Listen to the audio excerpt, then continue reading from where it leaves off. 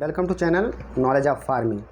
Teneligliptin 20 mg and metformin hydrochloride 500 mg SR release यानी sustain release tablet का review करते हैं। तो स्ट्रेंथ की बात करते हैं तो इसमें देखिए आप टेनेलिग्लिप्टिन जो है 20 mg and metformin hydrochloride 500 mg की स्ट्रेंथ है। और एक स्ट्रेंथ और मार्केट में अवेलेबल है जिसमें टेनेलिग्लिप्टिन जो है 20 mg और मेटफॉर्मिन हाइड्रोक्लोराइड 1000 mg यानी टेनेलिग्लिप्टिन का जो है स्ट्रेंथ सेम 20 mg है और मेटफॉर्मिन हाइड्रोक्लोराइड का स्ट्रेंथ उसमें जो है 1000 mg यानी बढ़ जाता है। तो ये जो है दवा जो है और ब्रांड नेम की बात करें तो आप देख रहे हैं ये टेनेडिया यम और टेनिफिट-यम, जीटेन-यम, डायनोग्लिप्ट-यम, टेनग्लाई-यम और टेनिप्राइड-यम, एफोग्लिप-यम और भी ब्रांड मार्केट में मिल जाएंगे, आप चाहें कोई भी ले सकते हैं। अब यूजेज की बात करें तो ट्रीट टाइप 2 डायबिटीज मिलेंटिस यानी इसको उपचार में हम टाइप 2 डायबिटीज मिलेंटिस के उपचार के लिए प्रयोग में लाते हैं। और type 2 diabetes mellitus is also known as non insulin dependent diabetes or adult. ये जो वयस्कों में पाया जाता है ये नॉन इंसुलिन डिपेंडेंट डायबिटीज होता है, उसके उपचार के लिए हम इसको प्रयोग में लाया जाता है। अब ये metformin plus टेनेलिग्लिप्टिन is a combination of 2 anti diabetic medication या मेडिसिन।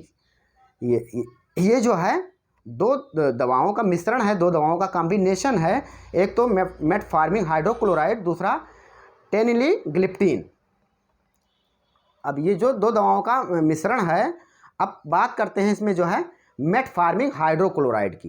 तो metformin hydrochloride is an anti diabetic medication जिसको हम बिगुनॉइड के नाम से जानते हैं। इट वर्क बाई, ये अपना कार्य करती है lowering glucose production in the liver. जो लीवर में ग्लूकोज का जो प्रोडक्शन हो रहा है उसको घटा देती है, यानी कम कर देती है, लोअर कर देती है, घटा देती है। और डिले कर देती है ग्लूकोज एब्जॉर्प्शन फॉर इंटेस्टाइन में, यानी आंत में जो है ग्लूकोज का एब्जॉर्प्शन होता है उसको क्या करती है, ये डिले कर देती है, यानी थोड़ी देर में एब्जॉर्प्शन को डिले कर देती है, हटा देती है थोड़ी देर के लिए। तो इस तरीके से ये अपना एक्शन शो करती है और and increasing the body sensitivity to the insulin, इस तरीके से अपना कार्य करती है।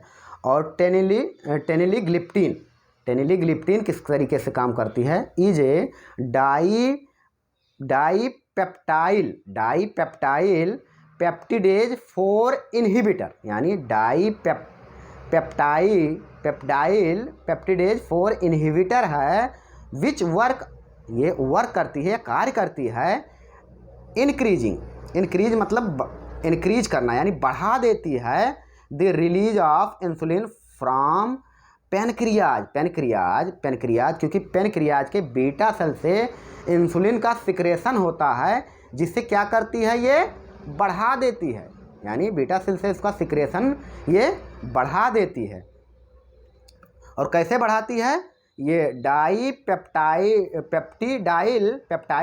4 इनहिबिटर को ये रोक देती है, इस तरीके से अपना ये बढ़ा देती है।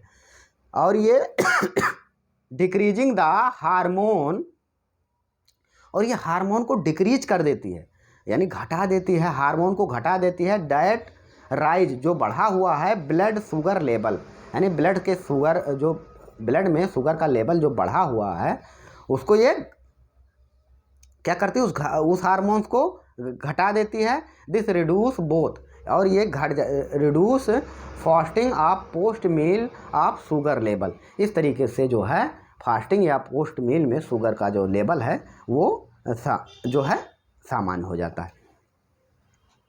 तो इस तरीके से अपना उपचार में प्रयोग में लाई जाती है, इसे काम करती है। अब बात करते हैं कुछ साइड इफ़ेक्ट की।